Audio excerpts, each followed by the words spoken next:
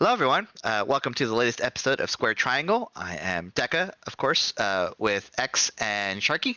Hello. And today we're talking about SummerSlam, and that sure did happen.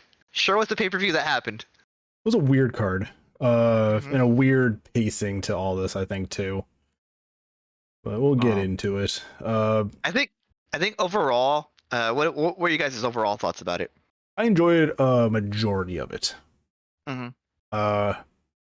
We'll get to the final match. I think the Bloodline story has probably officially jumped the shark. Yeah. And now they're just like doing stuff to keep it on TV. It feels like. This is also coming from this is also kind of giving some, I guess, credibility to the reports that Roman is not going to be at the next 3 premium live events. So they need to fill that space with, I guess, a new part of this Bloodline story.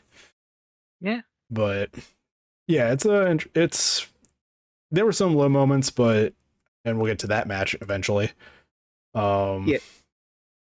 The one match that I think we all know is like, wow, this was a bathroom break. So yeah. Overall, I thought this was okay. You know, it started off really slow, the first few matches, and then it just kind of built from there. Overall, I enjoyed it. It was decent, but this has not been one of their best SummerSlams. Just in my opinion, I think it is. This is just one of those things where it just felt like another WWE event because they don't have any time to really build anything. Yeah, what we've been talking about. It's like during SummerSlam, they're like, "Hey, 4 weeks from now, Payback," and I'm like, "Jesus fucking Christ!" Like, at least they're giving us a consistent stream of content. But yeah, but this was a really slam, to say the least, and I can't really give it my seal of approval, but it was decent. You know, obviously the main event was going to be the big match in this show, and that delivered. A couple other matches delivered, but beyond that, I was just like, man, when are you gonna when are you gonna hit the gas on this pay-per-view? Yeah, and it didn't come until late in the pay-per-view. Yeah, it didn't really feel like there was a lot of energy for the first half of this card. The first match, however, was pretty good. It was the Logan Paul Ricochet match, which continues once again. Logan Paul can wrestle. I hate that he can wrestle, and I hate that he can wrestle as well as he does. Bad people can wrestle really well. News at 11. He is otherworldly in the ring. Logan Paul is. And I can't stand the guy. He's a piece of shit as a person. Yeah, but I'm glad he's a heel in this fight. In the ring. Yes, I'm glad he's a heel. He's the perfect heel, though. Like, yeah, he's very hateable. Yeah. So starting this off, Ricochet coming out in full Optimus Prime getup. I don't know if you guys noticed that gear or not. He is full Optimus Prime today. He's transform and roll out.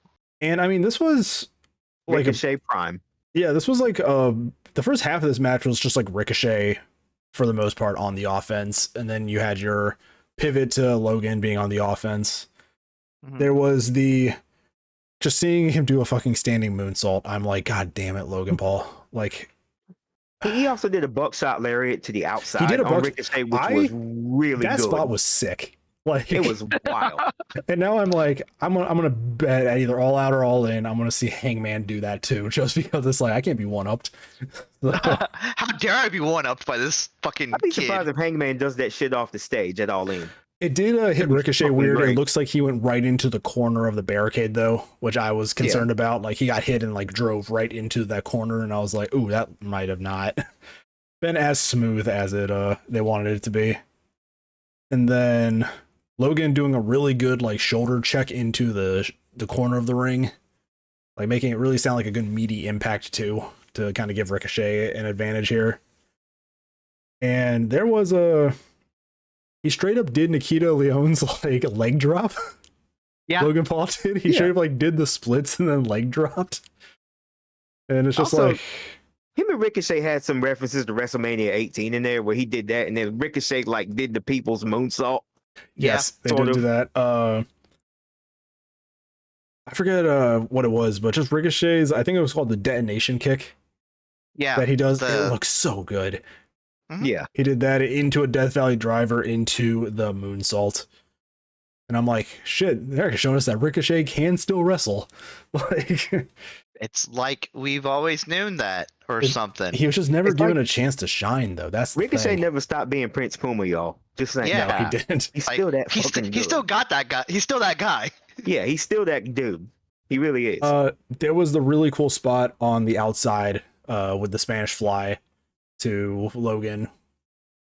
And I think this was Actually a great doing the spot properly now. Yeah, and I think this was just a really good like starting match for tonight to get the crowd hyped and everything.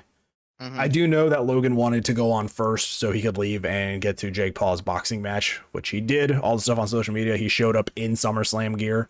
Like he didn't even bother going to the locker room. He just showed up in his wrestling gear to it. Brock Lesnar moment. Brock Lesnar moment. We'll get to that too later. We'll get to that next. What do you mean And later? then a classic finish Yeah. from a guy that I have never heard of, one of Logan's friends, slipping him the brass knuckles, and Ricochet selling it like he just got fucking shot. Like Ricochet does the best like rubber legs to completely like fold himself over and then fall over. Like he sells That was those great. hits so good. And yeah, Logan gets the win and mocks Zakayla. Can't remember all the announcers. Samantha. Yeah, he mocks her after the match, saying like announce the winner, and then just nah. So he's a great heel. Do it again. Do it again. He's a great heel. It's Samantha sold that shit perfectly, by the way. Mm-hmm. She did. I mean, just seeing I Ricochet clocked. love that she can have any facial expression she wants and just announce properly. Yeah. I think that's remarkable. Interesting that they keep mentioning her. I feel like she this- might be I feel like this is in going a to be spot. a running storyline, and I'm like, why? Are we really going to build up Ricochet to Logan to WrestleMania? Is this the plan here? It's Which- SummerSlam. They're not. They don't do much WrestleMania planning until at least the Royal Rumble. And we got about 7 months in between that, so I'm not sure they're gonna do that right away. They might come back to it at some point, like Deca said, right before the Rumble. So Yeah, they're not doing that right now. I feel like we're getting a long Logan Paul Ricochet feud, though. Look, And it's- it keeps Ricochet busy. I'm for it. it does keep Ricochet busy, especially with Braun being out injured and all that. That was another thing. Logan Paul did his running power slam. He did do the running power slam. Yeah. Yes, yeah, he did. He did. Yeah, I mean, it's a great starting match. Ricochet can go. I hate how good Logan Paul is just every time he wrestles. It's just he gets better, and I hate it. I hate it so much. But I respect it at least. I really do. Yeah, I mean, he's out there busting his ass, and Yeah. I Look, mean, I guess when if you're, I was trained by Shawn Michaels, I would also be really good. yeah, I was thinking about it. I'm like, if you're just like, I guess, born with this charisma, you can use it for good and evil, and he's kind of like walking the middle ground at this point. So No, he's still using it for evil. He's he's still a using it for wrestler. evil, but he's still but he can also just translate it to wrestling, and it's like, fuck, dude. Then the next match on the card is Brock and Cody, and I feel this should have been later, but it makes more sense now that Brock did what he did after the match without anybody knowing that he was going to do it. Like if it was planned, I'll be like, this should have been probably the end of the night. But no, this was a great I would say like a great like a pass the torch thing. Yeah, it was like a pass the torch thing. But God, getting to that was fucking dull as shit. This match fucking sucked for the first 10 minutes. Match was practically the match from. And to me, this was the start of the WrestleMania. slow point of this Yeah. pay-per-view also. It really was, because this and the following match, and it was difficult trying to keep my eyes open. Yeah, the first 10 minutes of this match, at least it felt like 10 minutes, just fucking sucked. And I'm like, this is definitely Michael Hayes producing this fucking match. Like, Yeah. so But he's still producing matches. He shouldn't. he did, yeah. And I'm like, how can this man produce this fucking match and then just with the help of Jason Jordan produce the Roman Reigns match later? Which we'll get to, because that actually has a few plot holes in it too. But yeah, this whole story of this match is Brock is just trying to beat Cody down for a count out. Which is very weird. I thought they wanted to murder the shit out of each other the last few weeks. So the fact that he's not just tearing Cody apart and busting him open like he did Randy Orton is beyond me. So I think it's the typical Brock murders face, and Cody is too stupid to quit. yeah. Kind of match. they didn't have to do it for as long as they did, though. It's No. like he just keeps throwing him out of the ring, and Cody keeps beating the count, and then he gets F5'd, and Cody beats the count, and then he F5s through a table, which it's not the F5 that breaks the table. It's after the bounce from it, the second hit breaks the table. So I watched it again, and it was like, yeah, the impact of the F5 doesn't break it, but Cody bouncing is what breaks the table at the end of it. And then it's like, okay, another beating the count out. There's a really funny moment where Cody's in the ring and he slaps Brock's chest, and you just see mist because Brock has been sweating despite not doing anything in this match. It's like, He's an old man. like Brock was sweating enough that his beard was dripping, and I'm like, bro, you haven't done anything. Like you've just thrown this man outside of the ring a few times. Like that's it.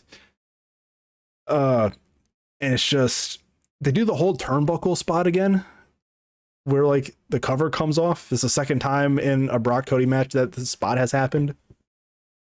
And I just don't know if that's something that Cody just loves doing, or if that's like a Brock thing. But this whole like first half of this match was just like, the fuck is this? Yeah. It's like, But eventually we actually get into a real match. Cody uses the steps, which does not get him a disqualification, which may be a glaring plot hole in the booking of this match. Sometimes we apply rules to matches, and sometimes we don't. And I guess this is one of those times where they just either didn't or they forgot. I think that could just be the Screw it. statement. Sometimes we apply rules to matches. It's Basically. like, AEW does that shit all the time, though. they do Yeah, though, and I'm They just do like, as well. I'm like, guys, just companies just start making sense. Like, hmm hmm uh, They do it a lot for world title matches they do. because they're like, we want to be New Japan. Yeah. So he uses the steps, a few disaster cutters. Cody breaks out of the Kimura, and then he locks in the Kimura on Brock, and Brock is selling like a madman. Like, Around here is where, like, if you got Brock selling like that, like when you got Brock selling, it means he respects you, and B, Brock's a really good seller. yeah, he is like, I am going to put you over Mm-hmm. tonight as somebody. Straight up deadlifts Cody though to slam him down and get himself out of the lock though, which was pretty funny to see. Mm-hmm. And then we have our big Cody finish of taking down the monster with triple crossroads, which the third one took a little bit of time to get Brock back to his feet because I think Brock was selling too good on that too. Either that or he was tired. One of those two. That Yeah. man's just tired. And was then just we have tired. a whole like Brock showing Cody respect, and it does feel like that passing the torch because it wasn't there. Didn't Cena do this for a match some He time did ago? this. I remember he did it with Daniel Bryan. That was Yeah. it. I think that was it. Yeah, so I mean, this is the big passing the torch, and somebody brought up an interview from February that Brock did saying that it feels like it's time he starts giving back to the company too. So I think this may be Brock, on his way out finally. Yeah. Good for him. But yeah, definitely putting Cody over, making him like this is the baby face of the company, Mm-hmm. and we we're are pretty much on the we're road putting now him- for Cody back to yeah, Roman. we're putting him back on the road towards Roman Reigns again. For We had the next year. little he exited off the highway a little bit. He had to find his on ramp again, but he got there. He had to stop for gas. So, And that's Yeah. really what this was. And I think that in the coming months we're gonna start getting some build towards that. I'm pretty certain Cody's gonna end up moving to SmackDown at some point. So, I guess this is the point where they just on ramp him again towards Roman. yeah.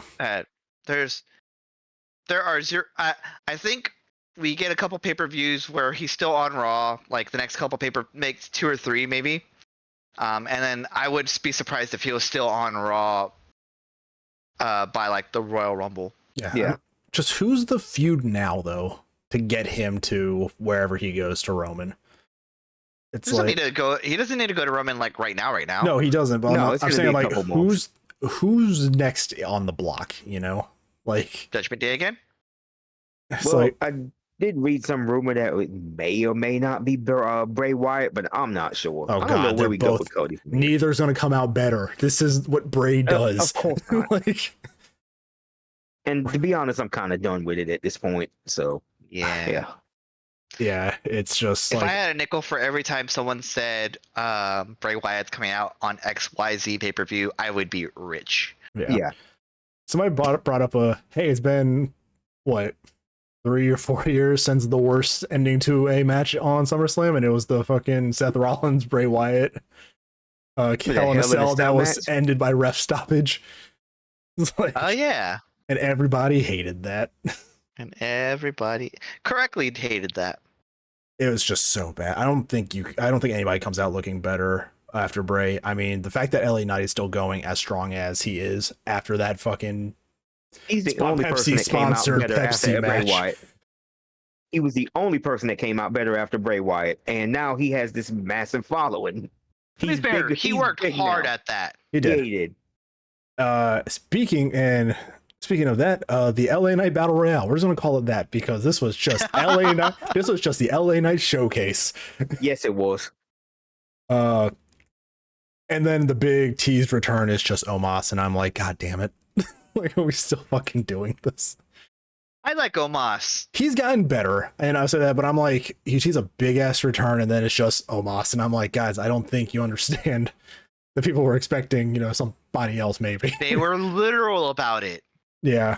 I didn't write down a lot of notes for this battle royale. It's way too chaotic, but some of the things that stood out to me that I can see going forward, stuff like Grayson Waller and The Miz having like a little exchange. Chad Gable looking fucking great. And it's time. It's just his time, please. Look, damn it, just give me Gable versus Gunther, and I'll be happy with that. They Yeah. had, where was it when they had like a back and forth exchange? It was like some triple threat match or like some kind of like battle royal where they had a back and forth, and I was like, I want that. Yeah, and it's just Gable here in this battle royale just doing everything and just being great. We're getting a fucking AJ and Karrion Kross feud, and I'm like, who the fuck asked for this? No, it's still continuing. It's been going on for a couple months now, and I do like Kross's new. I do like Kross's look. I like his new look. The beard do and too. him growing his hair out actually, like, he looks better as a wrestler to me now. But fuck, man, he is fighting an uphill battle for me giving a shit about this character. I think it ran out of steam. It did. Well, he came back, Adam Cole killed and him. then he lost every feud. He hasn't recovered since Adam Cole obliterated him in the promo. Yeah, Adam Cole basically destroyed his whole mystique, and then he just ghosted. He's like, I'm just going to Adam dip Cole AEW right ruined after this that. man's career and then On the dipped. way out. Like, He just said, He's just like, well, take that, peace, bitches. Destroys- I'm going with my girlfriend and my people in AEW. destroys I'm out. Karrion's career, doesn't elaborate. Like, that's what Cole did. Love Adam Cole, man. God, That's my it's guy. so and I guess he's slowly working back, but fuck, he needs to win this feud with AJ. Like, you need to start giving him something, He's starting to go that direction of Matt Riddle right now, where they're just gonna not do anything with him. Also, did anybody else see what the fuck Matt Riddle was doing with his hair? This man had 3 braided pigtails in his hair in this fucking battle royale. Look, he had 2 braid. He had like one on each side and then one down the middle. And he just had 3 fucking like pigtails. I'm hey, like, Riddle, look at me. Please see your therapist. yeah, and WWE said like they're not gonna really like push him much anymore because of all his personal issues and stuff like that. And Please see your therapist. it kind of sucks too that Randy still hasn't been cleared at all to come back to I do wrestling. not think Randy's coming back. I don't think he's coming back either. And apparently Big E was told it'd probably be in his best interest not to wrestle anymore. So we probably lost 2 superstars in the next year or so. I do understand he is trying to do something on commentary. Which does that wanna would do be highly commentary. entertaining. I That would be really love Big E on entertaining. commentary. Big E on commentary. Speaking of which, Michael Cole's now being considered like the face of WWE on commentary. He's on both shows and will be on every live event for the pay-per-views. So Michael Cole. Yeah, let me let you in on a little secret. Kevin Patrick was ass in color count and play by play. Yeah. Every week I try to watch Raw and he just sounds like he's, out of breath, panting and shit all the time. Every time he goes to say something, Corey Graves tends to like take over in some spots and it comes off really weird. It's really hard. It's really hard for any future play-by-play to enter the WWE because they have Michael Cole as the benchmark, and like rightfully so. I'll give the man his fucking flowers. He fucking sucked early. He's so much better now that he doesn't have somebody screaming in his ear. Yeah, the fact that he can just talk now has improved him in my eyes just so goddamn much. Vince should break his neck more often. And on top of that, I kind of credit Pat McAfee with helping him out along the way too, because Michael Cole and Pat McAfee, they were just great, the best together. I love Pat McAfee on commentary. He made Michael Cole better in a sense, and I miss that guy. I really do. Yeah. Back to this battle royale. It comes down to Sheamus and LA Knight, and they pull off the spot that they botched on TV. LA Knight jumping onto the top turnbuckle for the not even like a suplex. It's just more like a backdrop. Like an overhead belly to belly, I think they were trying to go for, and he didn't botch it like he did on SmackDown, where he slipped on the ropes, doing his best Jeff Hardy impression. But yeah, LA Knight wins and is the face of a Slim Jim commercial. So that Slim Jim commercial was entertaining. I was sufficiently sports entertained by it. I was sufficiently. When I saw that it was Slim Jim, I was like, "Oh, that's why they had Macho Man on the promo so much." This is just a fucking Slim Jim ad. This is the they brought sponsored Battle Royale sponsored Slim Jim. Yeah, they partnered up again. Yeah. So LA Knight kind of taking on that role is actually like pretty funny because I think he'd fit really well into that. But yeah, I mean, a 20-man battle royale. I mean, Austin Theory getting a jobber entrance. Just could take the fucking title off of him at this point, please. Like, he's not even a champion anymore, I think, for the company. It's just like, we'll take the belt off him eventually. Who got actual like intros? I know LA Knight did. I think AJ Styles did. AJ Styles. He got like, one. They gave like 6 people. And I mean, looking at this 25-man battle royale, just seeing like Ludwig Kaiser and Ciampa just being jobber entranced into the match, I'm like, God damn it, Ciampa. They can't give everyone the entrance because it's gonna take up. I bet they all came out to like the whatever they use as regular WWE music now, or they came out to like Born to Be Wild. Yeah. And certain people get interested in and going back to Austin Theory for a minute, just to back that up.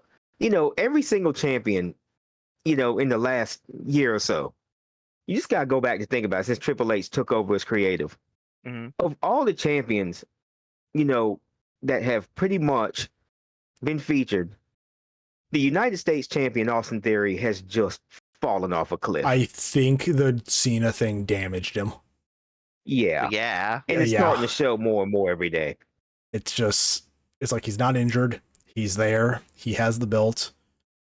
I saw an interview where they asked Cena, like, hey, you kind of like fucking buried him. What gives? And he was like, I don't know. He told me to. He said it was all right. And again, it's another case of a wrestler buries another wrestler, and then he just dips out and get back to Hollywood. Going back to being Peacemaker. Yeah. Okay, you know what? He's like, well, you have fun with that. I'm gonna go make millions of dollars with movies. Yeah. Let him Cole. It's just John like Cena. Spider-Man meme. I'm just like, God, just let Gable or let LA Knight just take the belt off of him at this point, please. Like, LA Knight. I just feel like give it to LA Knight. I mean, the man came back and was starting to feud with Hit Row, and nobody from Hit Row was even in that battle royale. So it's like, look how low on the card they are at this point. But I mean, yeah, LA Knight gets the big win over Sheamus. I'd actually love to see that feud continue. I mean, just those two would just probably beat the shit out of each other. Yep. And I mean, Sheamus has been pretty vocal too that after a clash at the castle, his momentum just stopped. Like he had that big triple threat, but like they did not do anything else with all that momentum behind him. So I think I think he'd be a good opponent for LA Knight to go over and get that push and everything. Then we get to this, whatever this match was. This MMA rules Ronda versus Shayna, which I think we said in the Discord, submission with extra steps. It was submission with extra steps. It was like the fight pit without the fight pit. Without the fight the pit. It was a fight pit with less steps. Yeah. I mean, I wrote some notes. It's some submission match with extra steps. Shayna just gets kneed in the goddamn face. Yep. And then my third note is this match sucks. Because it really did. I think the way they were going back and forth in promos and the way the video package was set up, those were any other two wrestlers in the company, I would be all right, cool. Let's see where this goes. Because it's specifically Shayna Baszler and Ronda Rousey, two wrestlers I don't give a shit about. I don't give a shit about them either. I'm not invested at all. If it was any other two wrestlers in the company, it would have been a great feud.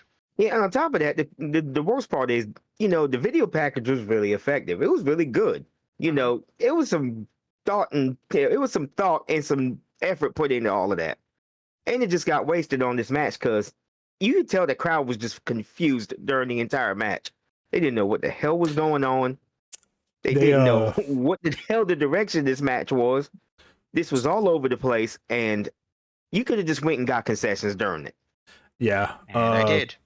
Yeah, so, I mean, this match starts off with Shayna getting kneed in the face, and Shayna looks out of it after that for most of the match. And then before that, Ronda gets just kicked in the face by Shayna. Yeah. Some submission. There are this match sucks chants, but they're drowned out on the production. I was gonna say they're muted by the production. They're not drowned out. And then Ronda just gets choked out, and Shayna wins. And I think it went for like 7 minutes. So, thanks for coming back to WWE, Ronda. Now please just leave. Now please leave again. Well, she is on her way out again. She is on her way out, which I think. Yeah. This feels like the Brock Goldberg thing, where both of them were going out of the company, so everybody shit on the match. I think people just shit on this because we just get Ronda out of here. There's largely nobody really cared in the first place. So, shame there wasn't like a Becky Lynch to give both of them stunners at the end, like Brock Lesnar. And fucking the fact that the Becky Lynch and Trish feud doesn't end here, that's not on the card. It's like, what the fuck are they doing with the booking right now? Instead, Becky's just on Instagram, fucking chilling on the beach and playing with lemons and shit. Yeah. And I'm like, okay, we could have just had that match instead of Ronda versus Shayna. Yeah. Because that would have fared a lot better. And the crowd probably would have been more invested in both of them. I will say, I do appreciate Shayna's gear coming out here looking like a full Chaos Space Marine. Yeah. Because she's a Warhammer nerd. Fucking nerd.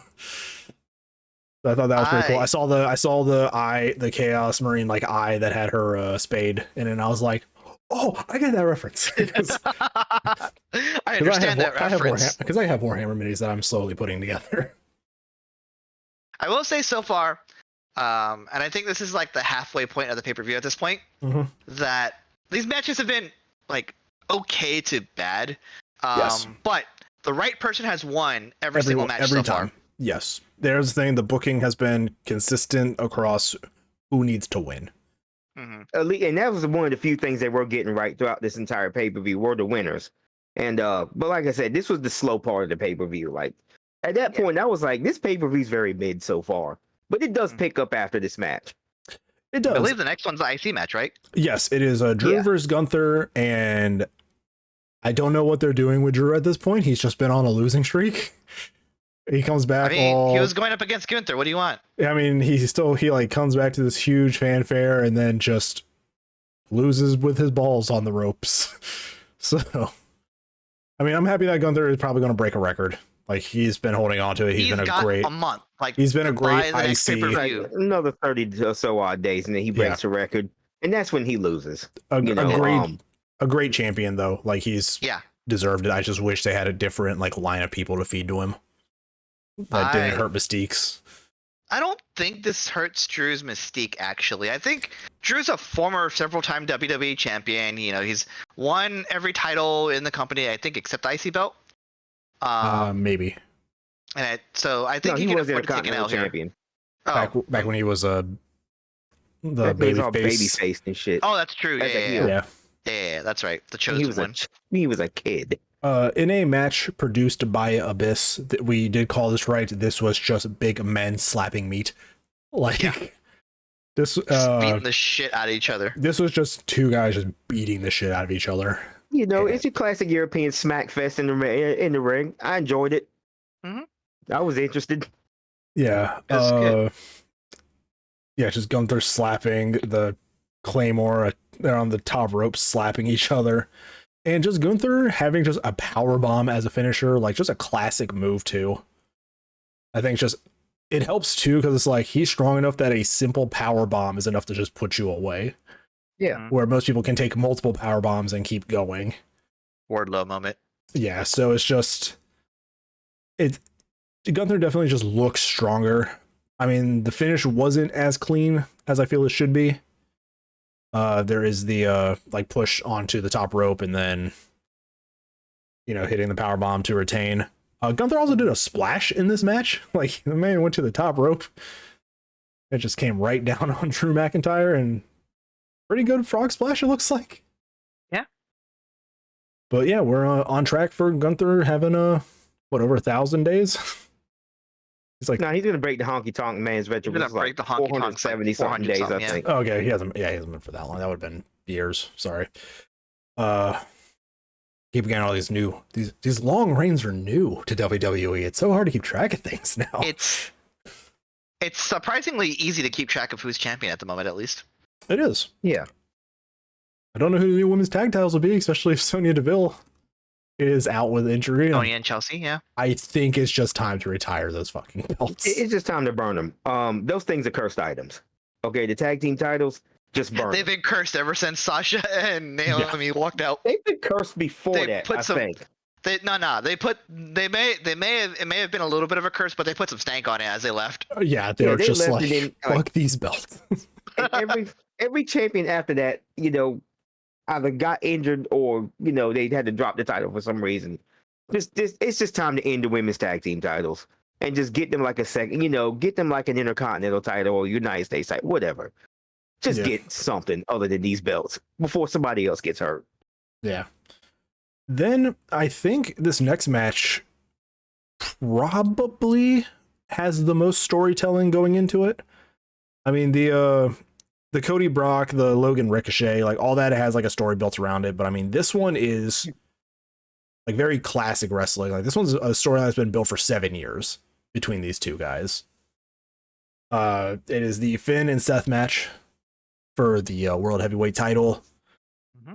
Finn coming out with the 7 tattoo on his shoulder that got separated, which he had to relinquish the Universal title. Seth doing the mind games, wearing the same gear top that he wore during that match 7 years ago, constantly dressing in a way to play mind games, and throwing it at him was pretty funny. I thought he was gonna throw it into the crowd at first. I thought Finn was gonna be like, "Fuck you," chunking into the crowd. This match I would have kept that shit too. Yeah, this match starts in a way that I think just everybody should start a match against Seth Rollins. Is that when he's soaking in the crowd, you just beat the shit out of him. Yeah. So this is the second time that's happened. It is the second time it's happened. Who was the first one? It was Omos, wasn't it? I think believe so. it was Omos. It was Omos Omos. just like fucking booted him. Yeah.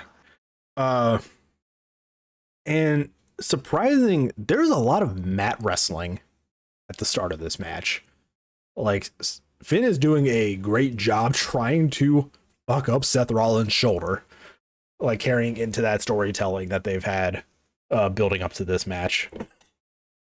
Because Finn wanted him to feel the same pain he felt 7 years ago when that shoulder got separated. They even did that spot where they power bombed into the outside. Yeah, Finn hit him. They made it much safer where he didn't even actually make contact with it. But this is why this is one of my favorite matches on this card, because of the details they put into this match. This had to tell care. The story. This had care put into it from a storytelling standpoint. It had thought process put into it. It's what it Who did. produced this one? I can look that up. Yeah.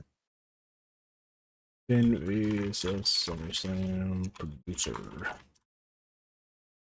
Jamie Noble, again, proving that he's pretty fucking good at what he does. Yeah.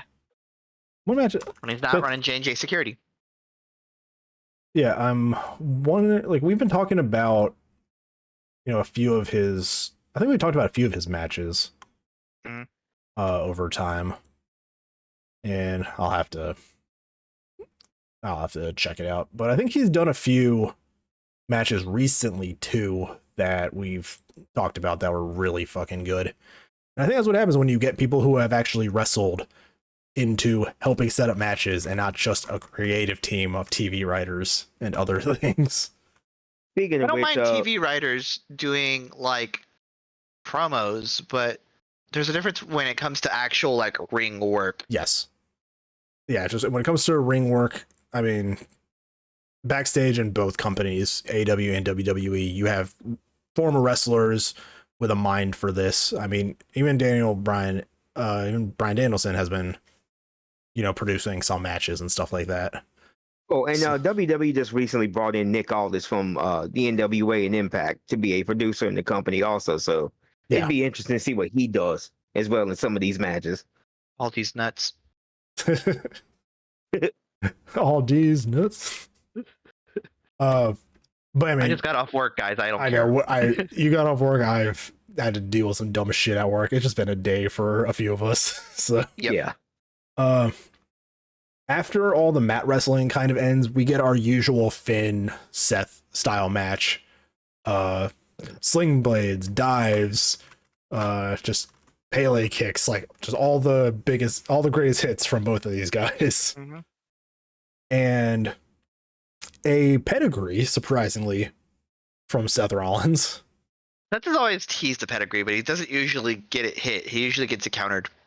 Yeah, he usually gets it countered. Pedigree gets a 2 count, which I'm wondering if Trips feels about that in some way.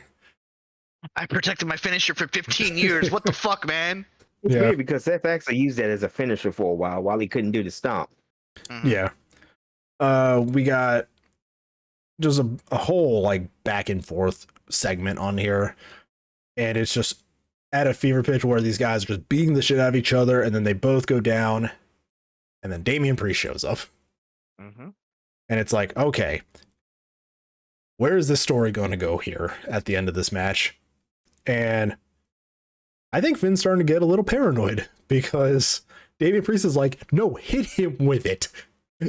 Yeah. And Priest is like, are you cashing in? And he's like, hit him, please. Like, it's just this whole miscommunication. And then you have like all this stuff happening.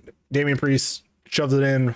Finn finally gets the idea. Damian tries to go to distract the ref, and Finn gets stomped onto the briefcase.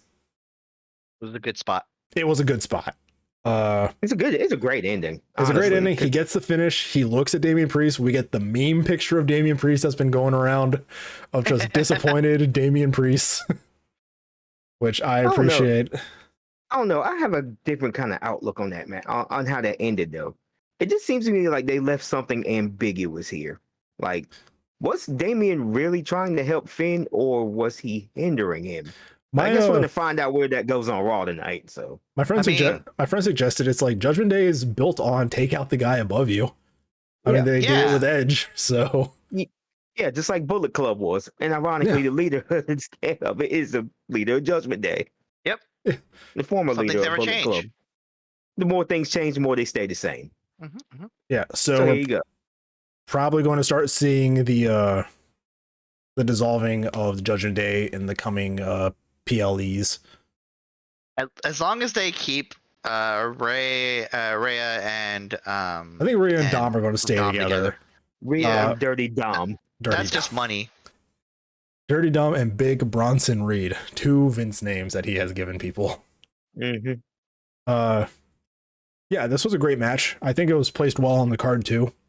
Like, this was a pretty hyped match. And then it only goes into 2 more hyped matches. But I'd say the next match isn't really like the hyped one. I think it's what happened afterwards. Oh, for sure. Is what got the crowd back into this pay-per-view a little bit. Mm-hmm. We have our Asuka, Charlotte, Bianca triple threat. I will say, as a certified Charlotte Flair hater, I still thought this match was good. Like, I don't think Charlotte Flair took away from the match because the way I like Asuka and Bianca Belair to wrestle, they still got to do that. Yes. But Charlotte Flair just kind of popped in every now and again to shittily boot somebody. Because the thing with Asuka and Bianca is their pace, and this goes back to WrestleMania also. The pace at which they wrestle was really fast. Okay, and they just do this they're so well in the ring together. And I guess Charlotte, she seemed kind of off in this match. Maybe that was because of how this was paced between Asuka and Bianca, but it was noticeable. There was a few sloppy spots in this match.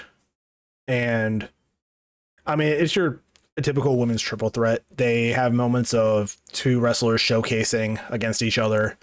You have all like the biggest hits from everybody.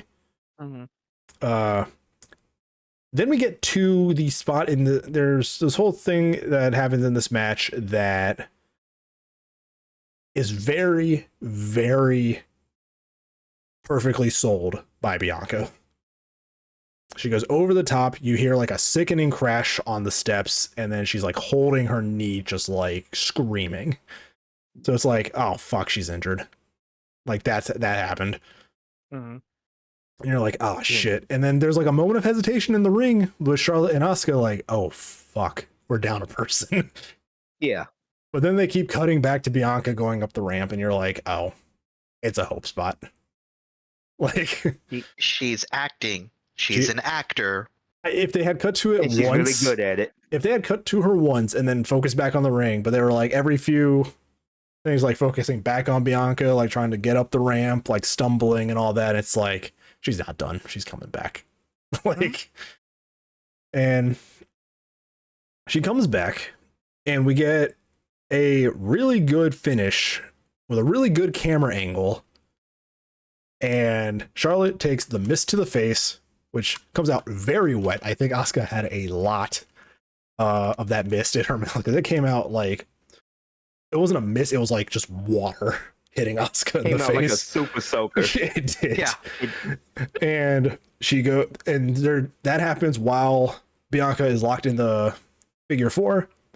But then she rolls up Asuka to retain the title, while Charlotte is like screaming in pain.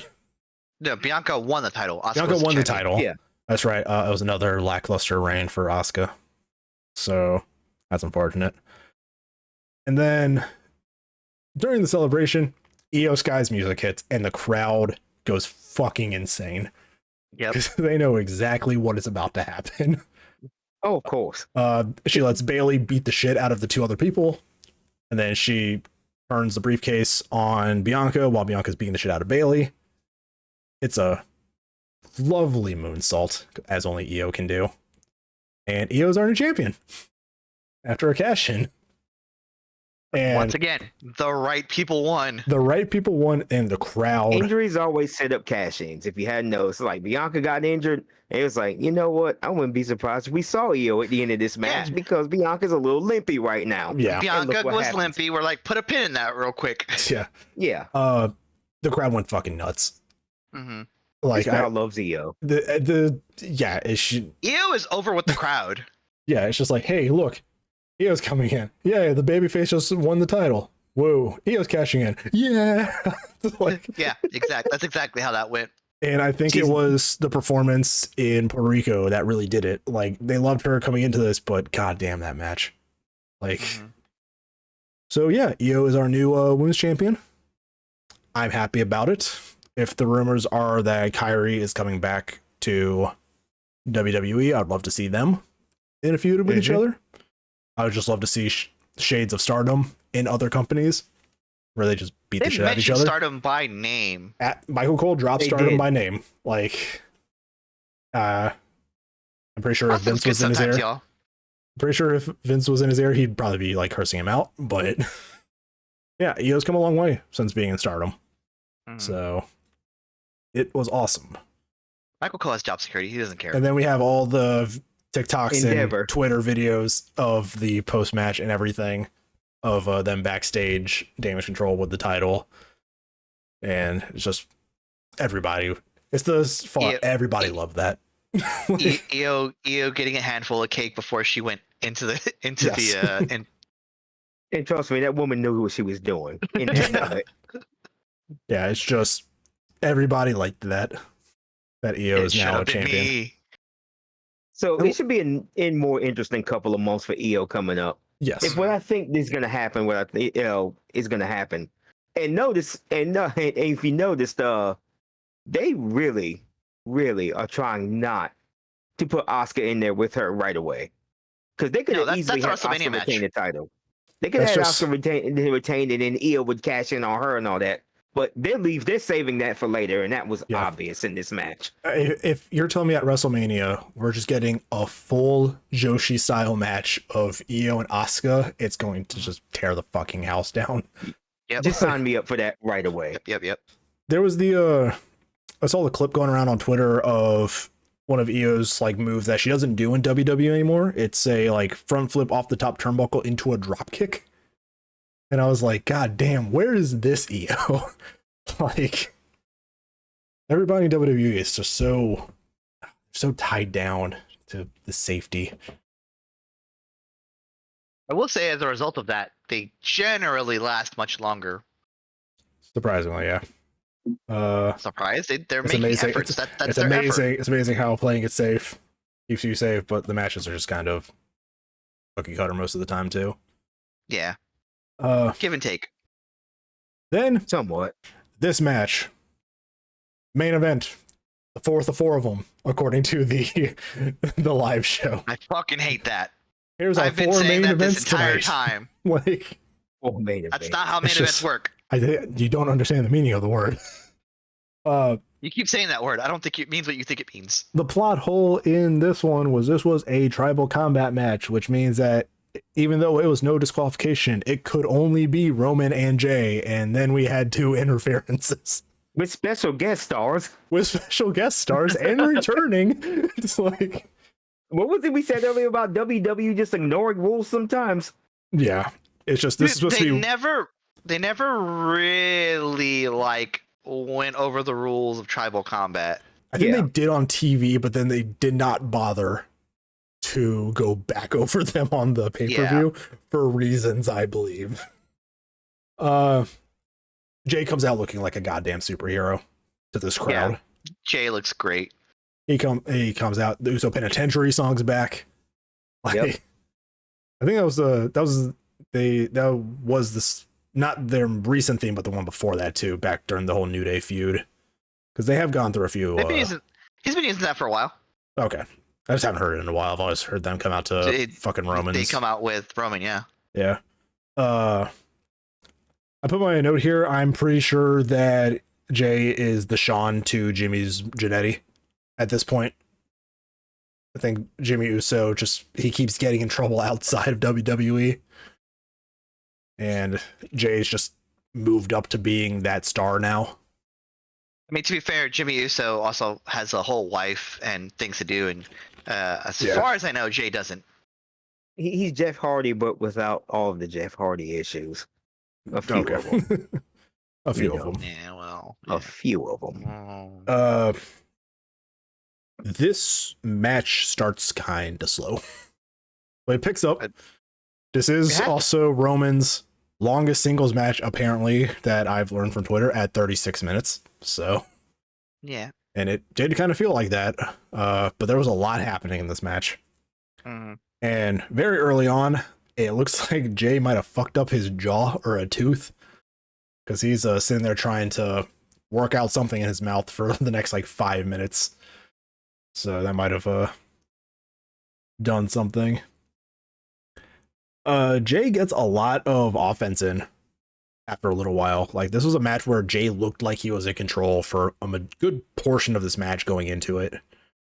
And then you have Paul Heyman outside, just being the fucking slimy manager that he is. Paul Heyman was just out there crying to Jay, like, he's your brother. He loves you. Yeah, he's just trying to plead with Jay to not kick the shit out of Roman. Jay to not kill him. And it was just so, it was perfect. I love Paul Heyman, man. We were watching it, and they set up the table on the outside and then did nothing with it. And all I could think of was the YouTube video. sometimes foreshadowing is relatively obvious. Like somebody's going to be going through this table at some point in this match. It's Chekhov's gun. Wrestling subscribes to Chekhov's gun. Yeah. If they put a table down, they have to reference it later. Roman eventually gets control and just beats the shit out of Jay with a kendo stick to the point I think they actually fucked up his thumb a little bit. I don't think it was completely bleeding, but you could tell that Jay was holding his hand. It looked like there was some blood like between here, so maybe Roman got a little too swing crazy. But this match, for the most part, was just all over the fucking place in like the best way. Yeah. We got a bunch of chairs thrown in to the ring. We got the pulled out the strap, right, and started wailing on him. You know, start whooping on his ass. There was a leather strap in this match. As my friend pointed out, it's like they saved it for being too painful by making it a little wider than most leather straps are, so it's not as painful to be hit with. Yeah. But yeah, this was just like a crazy goddamn match. All the chairs, the tables, the kendo stick, the leather straps. It went into the crowd for a bit and came back. It went into the crowd, and then Solo arrived. Of course.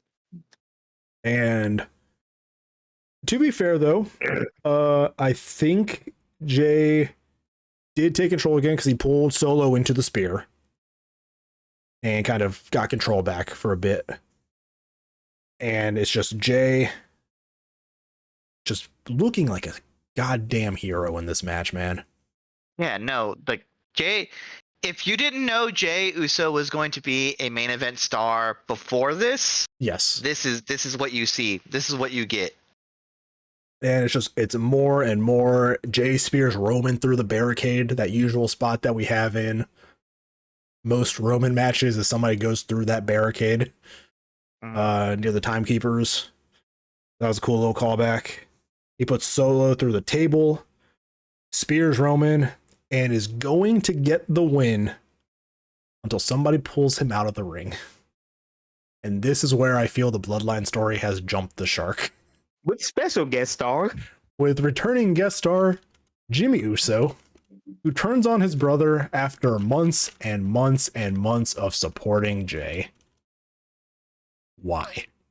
That's all I had the question. It's like, how are they going to spin this to make any lick of sense? Like, yeah, because I'm just sitting here like, because okay. Roman looks shocked, Heyman looks shocked, so he's not recruited. This is just Jimmy doing something. I have no idea what they're going to do with this, but I know it's probably going to lead to a match at WrestleMania if they drag this out long enough. They do want to have a match. Like, I think that was their one thing. It's like, we want to wrestle each other at WrestleMania, and I think this is the start of that process. Because I can't explain story-wise how this makes any sense. Especially with Jimmy, who was the one who convinced Jay to leave the bloodline and turn on Roman, so... Because it doesn't. And that's like... I think we're just at him. And then they were like, what was the interview? Paul Heyman's like, this is the bottom of the third inning for the Bloodline story. And I'm like, please God, throw out the game. Like, just put a pitch clock on this fucking storyline because I'm about done with it. I can't do 6 more innings of this bullshit. Like, I got work tomorrow morning. I can't do this shit. Okay. Yeah, I have no idea where the fuck they go. I have no idea what the reasoning is. I'm morbidly curious to see if they fuck this up or not. Maybe they explain something. I don't know. Let them tell their story. It's tonight or at some point after this podcast. Tonight or Friday. Friday night. But I guess we'll wait and see what they do with that. But it'd be interesting to see how they explain their way out of this one. Yeah, I'm just like, why? I'm just like, literally, why?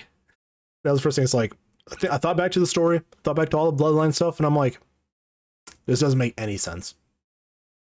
And it's like, man, they're just going to draw this out, aren't they? Like, they're going to draw out this whole family storytelling. Hey, look, I'm all for all the NOIs to get collect their money. This is the equivalent of a show losing like a main cast member, but then that character gets a spin-off. It's like the Angel to Buffy. Like, It's Ah, Jimmy. damn. It's Jimmy and Jay having their own show now, while Roman is still doing the main thing. But Angel was sort of good though. That's the problem. I don't know if this is going to be any good or not. It's the Doctor Who to Torchwood. Yes. Yeah.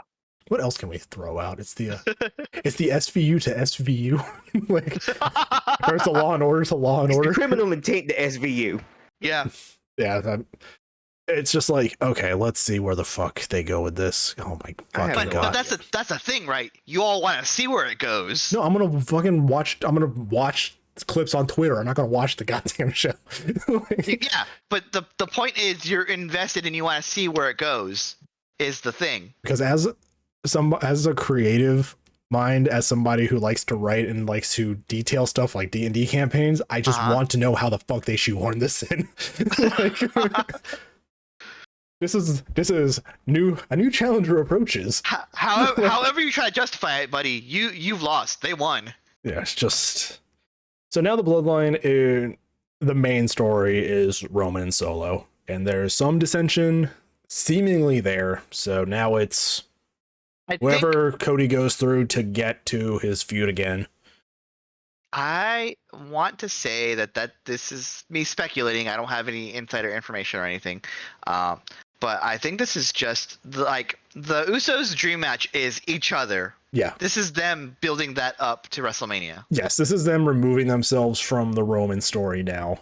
Yeah. To get that match, which I'm pretty sure Jay might go over because they are shooting for main event Jay. Yeah. Yeah. So it's not just a nickname. That he's a main event star. they introduced him as it. They introduced him as main event Jey Uso. So yeah.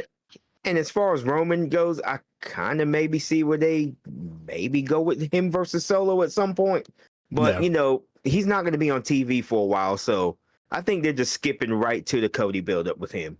yeah. So I think that's where that goes next. But, Cody, in the meantime, has to have 3 months where he's pretty much doing something. So Trials and I don't know who they're going to put Cody him against. Rhodes. I'm like, who the fuck are the heels on these shows right now? Like, I don't know. you got Ross, who's going with AJ. You got Judgment Day, who's probably about to do their own thing or continue their feud with Seth Rollins. Like, I'm like, who the fuck else is there? That could be considered like a threat of some kind. Do you send Cody after Gunther?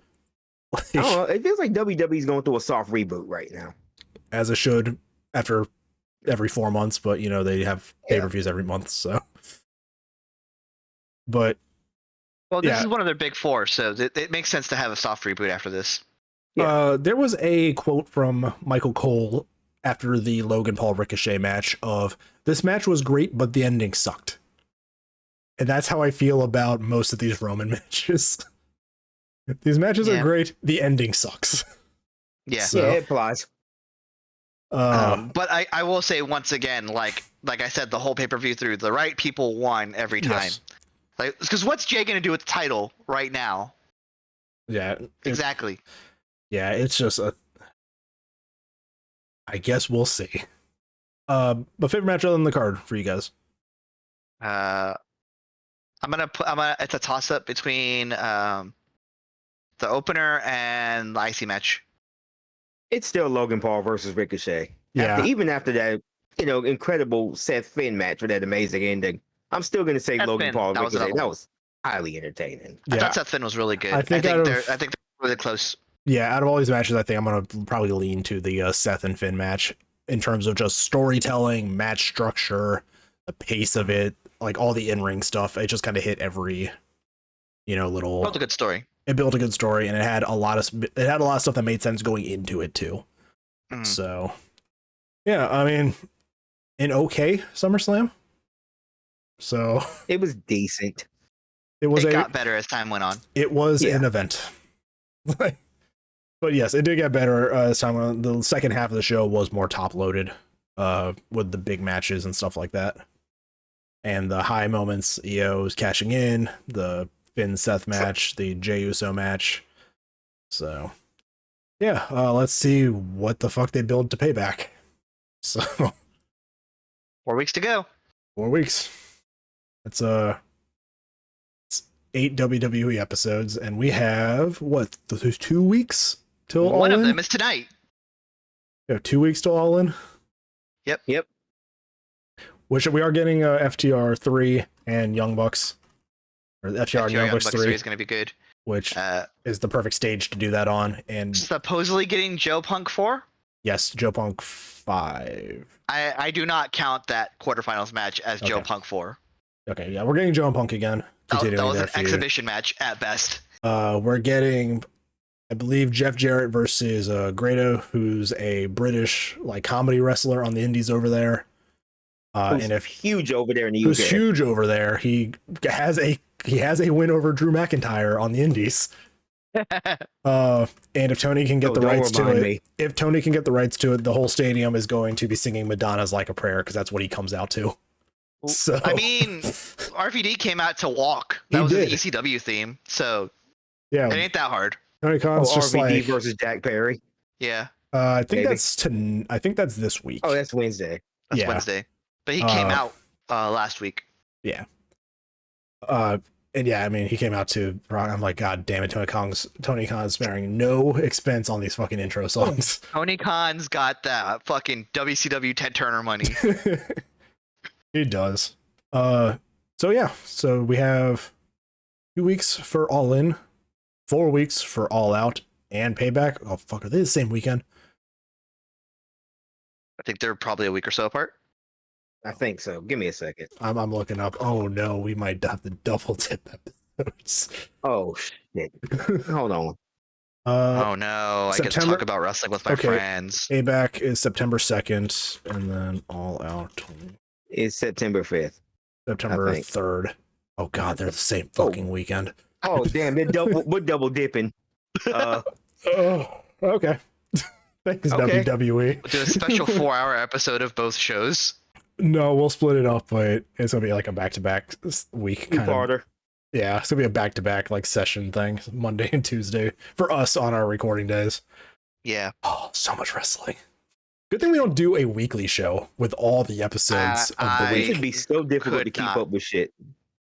It's like you have to make that your living. Like you can't have a job like we do, and then watch 6 different shows and then talk about them. I have to make calls, guys. That's my thing. I have to make calls. So no, I don't get to. Yeah. Do that. But yeah, I enjoyed it. I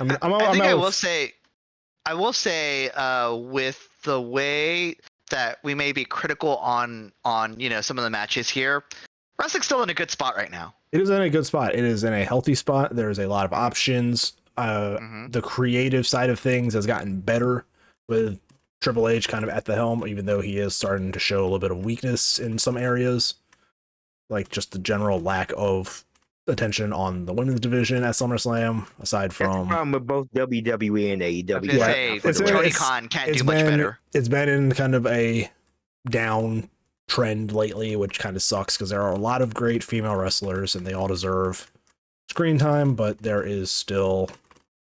For some reason, with WWE having a 3-hour Raw and stuff like that, at least we can trust Triple H to push his kids. So when Io Sky or Rhea or whatever happens, so he can push his kids at least.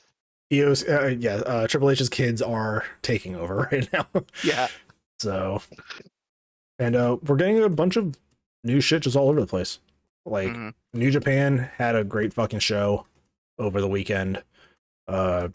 You have Impact, who people are still sleeping on. I mean, it's less viewed, but they've had the most consistent like storytelling. And they still have the best women's division in North America. And they do have the best women's division by a long shot. It's just, yeah, wrestling's in a very good fucking place right now.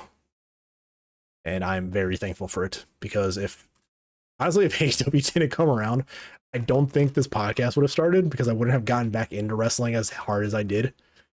So, yeah. Well, here we are. I'm still waiting on another AEW show to come here, by the way. I want to see the new set. Yeah, we're a Collision. In our area of the Hampton Roads area of Virginia Beach, we are going to a show. I'm going to a show on September 11th. So we're going to go see Raw live. Oh, so that's nice. going to be fun. But yeah, I mean, I enjoyed the show. It's always fun, good. always good when I'm out with buddies too. I usually just go to a friend's house and watch it. So it's always a good reason to get out of the house and all that. Mhm. But now we have a B-level pay-per-view coming up with Payback. So we'll see what they do here on this Ascended Monday Night Raw episode called a pay-per-view. That's what their B-levels are. Like, they're just glorified TV episodes. Yeah. It's pretty much the same thing you probably see on Raw or SmackDown, but they're just stressing the importance a little bit more. Yeah. Anybody else have any final thoughts here? No, I think I'm good. Yeah. All right. I think I've said all I need to say about SummerSlam. But like I said, it wasn't one of the best SummerSlams I've watched, but it was decent, for what it was. Yeah.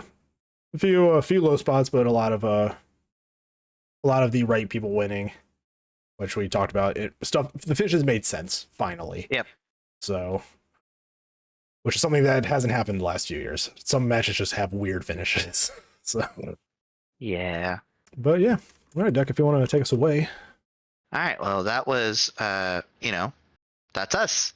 You can do all the stuff. I'm sure the exit theme will tell you what to do. Yeah, we'll have our outro. Our outro, if you're listening to this in podcast form. If you're watching it on YouTube, we do have our links down below for the not so active Twitter, but I do post on there every now and then. Just the general not what culture, the without context. The WC threw me off there real hard for a second. I quit. I quit. I used to watch a lot of what culture wrestling. Yeah. Like all their videos. So the WC threw me off for a second. So anyway, yeah. I've been Deca. That's Sharky. That's X. And we'll see you next time. Yep. See you guys on the next episode. Have a good one. Maybe. Thank you for joining us for this episode of The Squared Triangle. Find us wherever you get your podcasts under the Without Context podcast. Find us on YouTube at youtube.com/@WC Network.